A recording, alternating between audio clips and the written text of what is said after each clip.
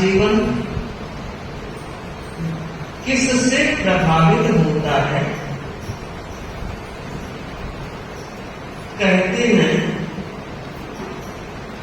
अगर कोई व्यक्ति किसी को प्रभावित करता है तो वह है उसका मित्र।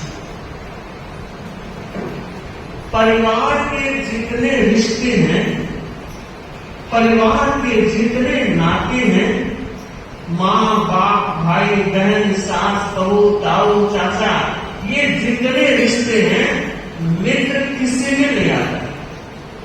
किसी में आता है? परिवार के किसी रिश्ते में मित्र नहीं आता। फिर भी जीवन को अगर कोई प्रभावित कर रहा है तो वह मित्र कर रहा है। आज के बच्चे, माताएं बहुत बार कहती है महाराज हमारी मानते ही नहीं है। अरे मानना तो दूर, सुनते तक नहीं है। और मित्र ने कह दिया वो लोग की लकीर हो गई। सच जब ये परिस्थितियां बनी होती है तो विचार करना है, चिंतन करना है। मित्र का चयन कर रहे हो, ध्यान देना उसका चरित्र कैसा। जैसा होगा मित्र वैसा ही बन जाएगा आपका चरित्र। या ऐसा भी कहा जा सकता है जैसा होगा चरित्र वैसे ही ढूंढोगे मित्र। जैसा होगा अपना चरित्र वैसे ही खोजोगे, ढूंढोगे मित्र। ये मित्र और चरित्र ये एक सिक्के के दो पहलू की तरह है। ध्यान देना है और विचार करना है। अगर आपने किसी को मित्र बनाया है, कहते हैं मित्र के चयन में ध्यान रखना चाहिए। पर कई बार ऐसा भी सुनते हैं कि सफर में जा रहे थे, रास्ते में मिले और मित्रता हो गई। फिल्म देखने गए थे, 3 घंटा बैठे और मित्रता हो गई। विजिटिंग कार्ड उसने दिया, मैंने अपना दिया, मित्रता हो गई। और कुछ बालक यह भी कहते हैं कि जब बचपन था, बचपन से हम एक स्कूल में पढ़े, एक साइकिल पर चढ़कर गए, कॉलेज में आए तो एक स्कूटी पर चढ़कर गए, हम दोनों मित्र बन गए।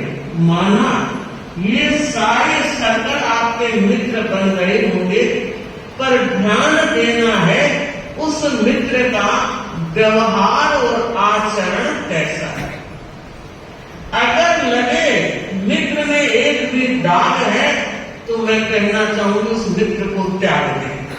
आपको पता लगा कि इसमें ये बुराई आ गई है, बुराई आ गई है, आपका दायित्व है उसे समझाएं, छुड़ाने का प्रयत्न करें। अगर छोड़ देता है तो ठीक, और नहीं छोड़ता है तो आपको छोड़ देना चाहिए। इससे वो गलत आदत, वो गलत संस्कार आप में नहीं आएंगे। कहा है बद की सोहबत में मत बैठो, उसका है अंजाम बुरा। बद की सोहबत में मत बैठो, उसका है अंजाम बुरा। बदन बने, बदन बने पर बद कहलाए, बदन बने पर बद कहलाए। बद अच्छा बदनाम बुरा, बद अच्छा बदनाम बुरा। अगर किसी खाने पीने वाले के साथ आप बैठे हैं और आप ये कहते हैं कि मैं ऐसा नहीं करता मगर लोग अंगुली उठाएंगे, वो व्यक्ति वहां बैठा था, वो व्यक्ति उसके पास बैठा था। सच ध्यान देना है, विचार करना है। अगर दोस्ती हो तो मुझे लगता है आदर्श दोस्ती में अगर किसी जोड़े का नाम ले तो वो कृष्ण और सुदामा का मैत्री भाव सामने आता है। मैं बताना चाहूंगी, आप सब जानते होंगे कि सुदामा बहुत गरीब था, पर कम लोग जानते होंगे वो गरीब क्यों था। गरीब होना, गरीबी के कुछ कारण होते हैं। सुदामा की गरीबी का एक बहुत बड़ा कारण था और वह घटना उस समय की है जब कृष्ण और सुदामा दोनों ऋषि संदीपन के आश्रम में शिक्षा ले रहे थे और तब से दोनों दोस्त बन गए थे। सारा पढ़ना लिखना साथ साथ होता है। एक गांव में एक बूढ़ी माँ भीख मांग करके अपना पेट भरती थी। हमेशा उसका क्रम था, जो भी भिक्षा मिलती पहले ठाकुर जी को भोग लगाती, उसके बाद वो खाती।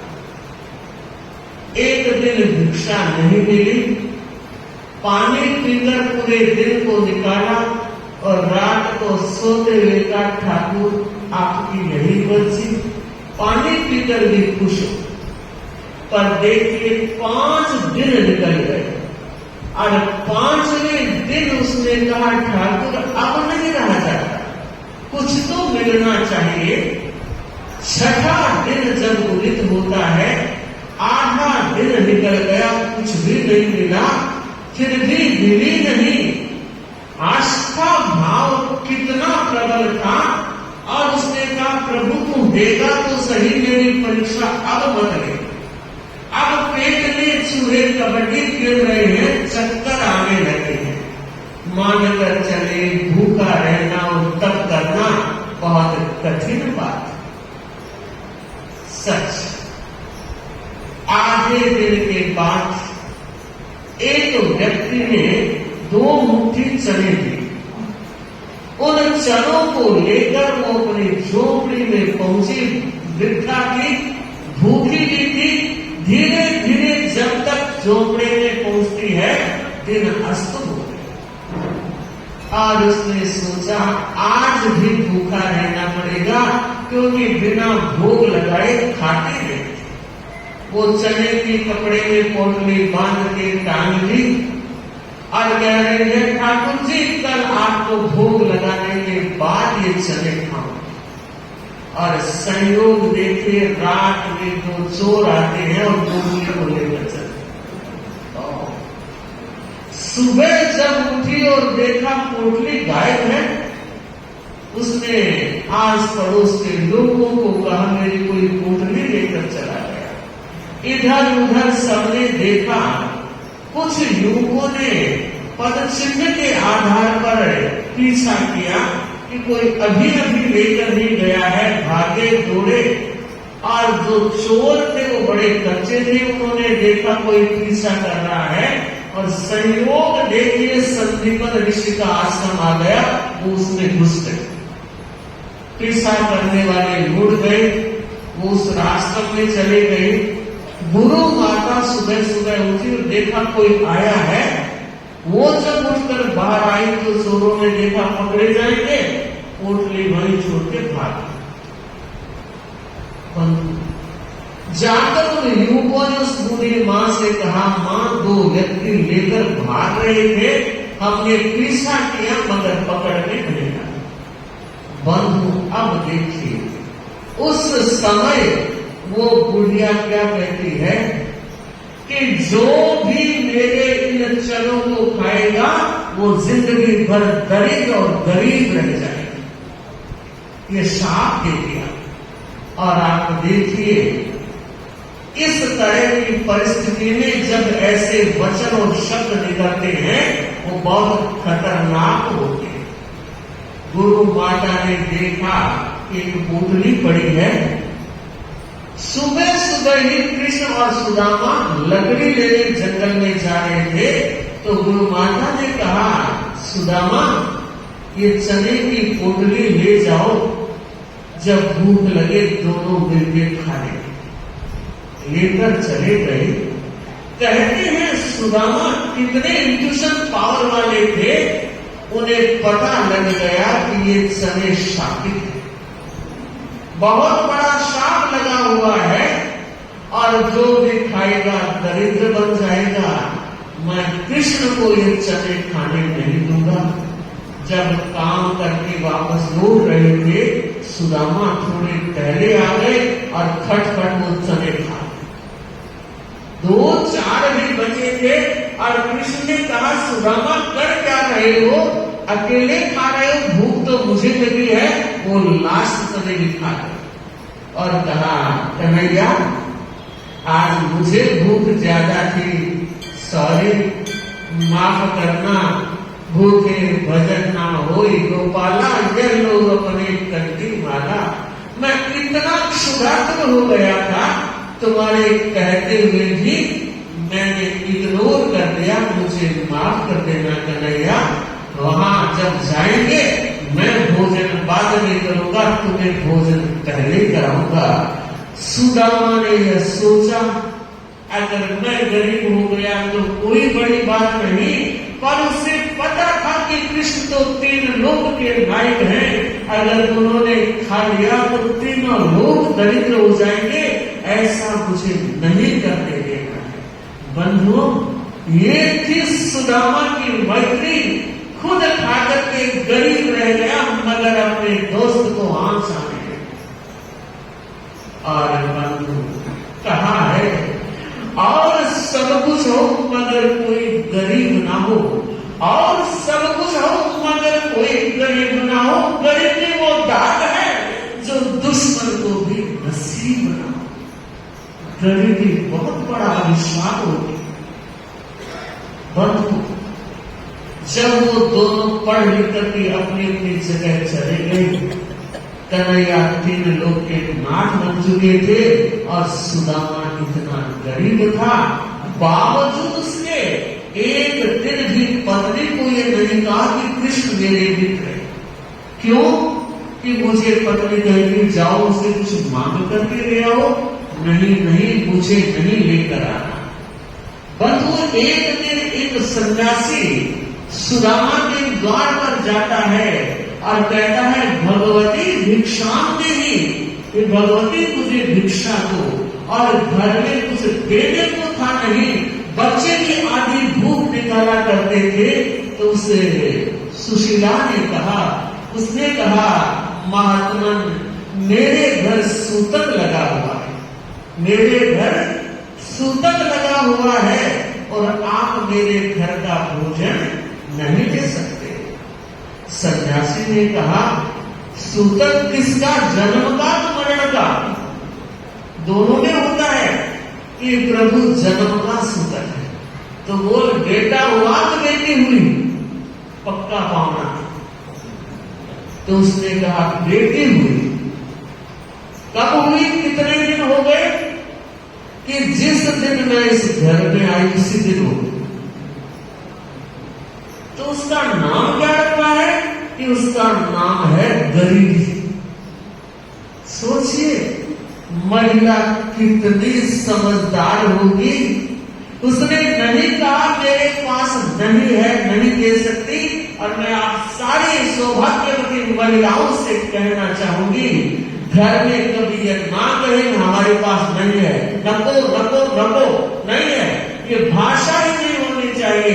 ये डब्बा खाली पड़ा है नहीं बोलना चाहिए। आप मुझे पूछेंगे फिर क्या बोले, डब्बा तो खाली है, खाली डब्बे में बोलो राम राम है। बोली का, वचन का और भाषा का बहुत बड़ा प्रभाव पड़ता है, इसलिए हमें ध्यान देना है। उस महात्मा ने कहा बोली। अब गरीबी के जाने का वक्त आ गया है, तो सुदामा को कह कन्हैया के पास जाओ। इतने वर्ष हो गए मिले ही नहीं कि मैं कैसे बैठूं कन्हैया के पास जाऊं, कि वो उसका दोस्त है। अगले ही दिन जब सुदामा आते हैं तो सुशीला कहती है पतिदेव कृष्ण आपके दोस्त हैं। अरे किसने कहा? कि मुझे महात्मा ने, और मुझे पक्का भरोसा है कि महात्मा कभी मिथ्या भाषण नहीं करते। आज तक आपने छुपाया क्यों? तो कहा महात्मा ने सच कहा, मगर मैंने इसलिए छुपाया कि तू मुझे कभी कंपेयर न कर दे, मजबूर न कर दे कि जाओ कृष्ण से कुछ मांग कर लाओ। मैं मांग कर नहीं आऊं। तो कहा मैं नहीं कहती, पर आज कहती हूं एक बार अपने मित्र से मिलकर तो आओ। कुछ मांगने की बात मैं नहीं कह रही, मत मांगना, जाओ तो सही। तो कहा जाओ कैसे? मित्र के पास खाली हाथ नहीं जा सकता और कुछ है नहीं। आप देखिए 2-3 घरों से वो थोड़े से चावल मांग कर लाए और उन चावलों को हल्दी से पिला के एक पोटली बांधी और कहा आप अपने मित्र को एक चावल दे देना और मिल के आ जाना। बंधु जब सुदामा राजा कृष्ण के महलों के दरवाजे पर खड़ा होकर कहता है द्वारपाल से कि भैया मुझे कन्हैया से मिलना है। कन्हैया कौन? अरे वो जो 3 त्रिलोकी नाथ कृष्ण है, मैं उसका मित्र सुदामा हूं, मिलना है। गहरा गहरा लट्ठू गहरा, तेरे जैसा कोई आएगा कृष्ण से मिलने कि मैं उनका बाल सखा हूं, मैं ब्राह्मण हूं और आया हूं। एक द्वारपाल ने कहा बता तो दो, कृष्ण को क्या फर्क पड़ता है। वो जाकर कहता है अन्नदाता द्वार पर एक आधा पागल सा व्यक्ति खड़ा है, ब्राह्मण है, धोती फटी हुई है, पैरों में खड़ाऊ भी नहीं है, तिलक भी नहीं है, पर वो कहता है मैं ब्राह्मण। और वो आगे क्या कहता है, मैं पागल इसलिए कह रहा हूं कि वो कहता है कि कृष्ण मेरे सखा। तो उसने नाम बताया होगा कि हाँ, उसको कह रहा है मेरा नाम सुदामा है, मैं कन्हैया का मित्र हूं। और आप देखिए मित्रता की नजीर यह सुनते ही कृष्ण बिना चप्पल के सिंहासन पर खड़े हुए नीचे उतरे और यूं दौड़ रहे हैं जैसे बालक दौड़ रहा है। उनके पीछे पीछे लोग दौड़ रहे हैं। हुआ क्या? और जैसे ही मुख्य दरवाजे पर आए हैं सुदामा से गलबात करने लगे, रोने लगे और कहा सुदामा इतने वर्षों के बाद तुम आए हो।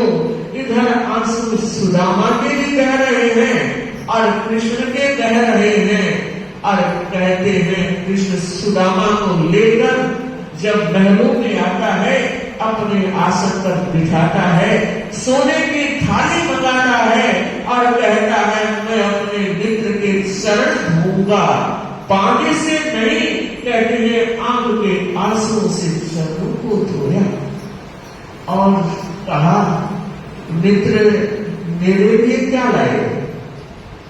उसने कहा तुम्हारे लिए क्या लाता, तुम तो 3 त्रिलोकी नाथ हो और मैं का जना सा सामान्य सा ब्राह्मण क्या लाओ, कुछ तो लाई हो। तो कहा तुम्हारी भाभी ने चावल भेजे हैं, फटी हुई कपड़े की वो गांठड़ी, और उन चावलों को लेकर जिस अंदाज से जिस सम्मान से श्री कृष्ण ने उसको खाया, लोग देखने वाले दंग रह गए। मैं फिर बताना चाहती हूँ बंधु और बहनों, चीज कभी बड़ी नहीं होती है, बड़ा होता है दिल और दिल में भाव और सम्मान। अगर आपने किसी के सम्मान में कमी कर दी तो बहुत बड़ी कमी रह गई है। चाहे कितनी डिश आपने बड़ी अच्छी सजा दी हो, लेकिन बिना दिल के वो अच्छी नहीं लगती और दिल से वो सूखे चावल भी बहुत अच्छे लग रहे हैं। जो हमें प्रेरणा दे रहे हैं आज के दिन कि हमारा व्यवहार किसी भी व्यक्ति के साथ किस तरह का होना चाहिए। अगर ऐसा व्यवहार होता है तो हर व्यक्ति हमारा मित्र बनता है, और अगर ऐसा व्यवहार नहीं तो जो बड़े हुए मित्र हैं वो भी दूर हो सकते हैं। बंधु कहते हैं उस दिन श्री कृष्ण ने आग्रहपूर्वक पूछा कि बोलो तुम्हारी अंतर स्थिति क्या है। और उसने बताया आप ज्ञानी हैं, कुछ छुपा हुआ नहीं है, और कुछ तो बताओ कि याद है वो चने की पोटली, कि याद है तुम अकेले खा गए थे, कि प्रभु वो शापित चने थे, मैंने इसलिए खाए कि कोई भी खाता तो दरिद्र बन जाता, मैं नहीं चाहता था मेरा मित्र दरिद्र बने, इसलिए मैंने खाया। बंधु कुछ दिन वहां रखा और कहते हैं इसने विश्वकर्मा को आदेश दिया जाओ 2 मंजिल का मकान बना करके आओ। और जब कुछ समय के बाद सुदामा जाता है, झोपड़ी का कहीं अता पता ही नहीं है। लोगों ने बताया वो तुम्हारा आलिशान महल है और कृष्ण के द्वारा बनाया। सच ये आदर्श दोस्ती है। दोस्त हो तो ऐसा होना चाहिए जो सुख में नहीं दुख में काम आ सके। सज्जन ऐसा कीजिए जो रहे ढाल के साथ, सुख में तो पीछे रहे, दुख में आगे आए। दुख में जो साथ देता है वो असली मित्र हो सकता है। मैं माताओं से, भाइयों से ये कहना चाहूंगी, आप अपने मित्रों की भी जानकारी कीजिए। और उससे ज्यादा जो जरूरी बात है वो यह है कि हमारी आज की किशोर पीढ़ी किन मित्रों के साथ रह रही है। जैसे उनके मित्र होंगे, हकीकत है वैसा उनका चरित्र बन जाएगा। आपने अच्छे संस्कार दिए हैं, माँ बाप ने अच्छे संस्कार दिए हैं, ज्ञानशाला ने अच्छे संस्कार पाए हैं, बावजूद उसके 17-18 वर्ष के होने के बाद जो मित्रों का सर्कल होता है वो आदतें उनमें भी आ जाती है। और न जाने ऐसी गलत संगति, आप जितने लोग बैठे हैं, किसी ने भी कोई गलत आदत का शिकार अगर हुए हो तो एक ही बात कहेंगे, महाराज दोस्तों के साथ ऐसे होते हैं। दोस्तों के साथ रहते रहते एक बार तो ले ले ले ले और ऐसी लगी के लिए सच। गणधर गौतम ने भगवान महावीर से पूछा था कि भगवान दोस्त कैसे होने चाहिए। मैं महावीर की भाषा में बता रही हूँ, गुणा हियम वा गुणो समम वा। दो बातें उन्होंने कही, गुणा हियम वा गुणो समम वा। उत्तराध्ययन सूत्र हमारा साक्षी है। उसमें भगवान महावीर कह रहे हैं, अगर तुम्हें मित्र बनाने हैं तो तुम्हारे गुणों से वो अधिक होना चाहिए। तुम्हारे में जो जीवन में गुण है उससे अधिक गुणों वाला मित्र तुम्हें चुनना चाहिए। और गणधर ने पूछा, अगर वो ना मिले तो गुणों समूह, समान गुण वाला, समान विचारधारा वाला, समान आचरण वाला, समान चारित्र वाला मित्र होना चाहिए। और तीसरी बात पूछा, अगर वो ना मिले तो एक कोई रहे, फिर अकेले रहना। सच माताओं से विशेष रूप से कहना चाहूंगी कि सच में आप लोगों को भी ध्यान देना है। बच्चों का भविष्य यही समय है बिगड़ने का और यही समय है संवरने का। तो मित्रों का थोड़ा ध्यान रखने की जरूरत इसलिए है कि हम चाहते हैं हमारे बच्चे हमारा भविष्य बने, हमारे बच्चे परिवार की रोशनी बने, परिवार की रौनक बने और परिवार के गौरव का जो ग्राफ है उनके आचरण से वो और ऊंचा उठे। और यह तभी संभव होगा जब गुणवान मित्रों के साथ उनका विहरण होगा, रहन सहन होगा, विचरण होगा। आज का ये कार्यक्रम उत्तर दिल्ली महिला मंडल के तत्वावधान में आयोजित हुआ है। और मुझे लगता है कि सच में कुछ ऐसे प्रवचन भी होने चाहिए जो मील का पत्थर बनकर के दिशा दे सकते हैं, जागरण का संग नाद कर सकते हैं। और वो जागरण हमारे जीवन की दिशा में, हमारे जीवन की दशा के बदलाव में बहुत उपयोगी हो सकता है। ओम क्या अविद्यानामन्तस्तिमिरमिहिरद्वीपनगिरे